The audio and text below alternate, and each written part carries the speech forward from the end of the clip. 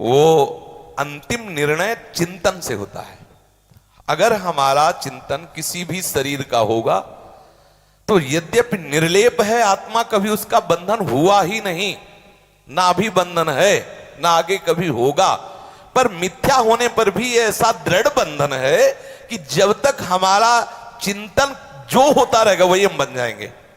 जो मुक्त होते हैं उनका कोई चिंतन नहीं होता।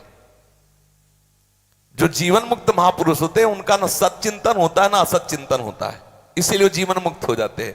भक्त का चिंतन भगवान का होता है, इसलिए भगवान को प्राप्त हो जाता है। संसारी का चिंतन संसार को होता है, इसलिए संसार को प्राप्त हो जाता है। अब आप देखो आपका चिंतन क्या हो रहा है। क्या बिल्कुल चिंतन नहीं हो रहा तो आपको अनुभव हो जाएगा कि आपका स्वरूप क्या है। जब ये अनुभव हो गया तो ना जन्म है ना मृत्यु है, दोनों भ्रम है।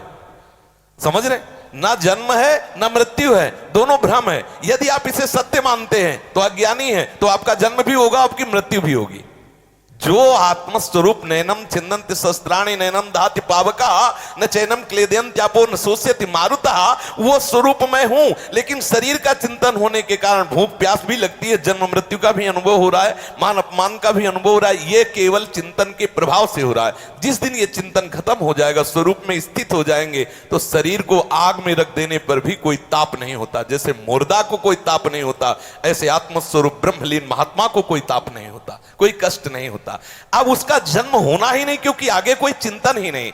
मरने वाला स्त्री का चिंतन करे तो अगला जन्म स्त्री का बनेगा, पुरुष का चिंतन करे पुरुष बनेगा, कीड़ा मकोड़ा का कीड़ा मकोड़ा, और भगवान का चिंतन तो भगवान बनेगा। कोई चिंतन नहीं तो स्वरूप में स्थित जीवन मुक्त हो गया।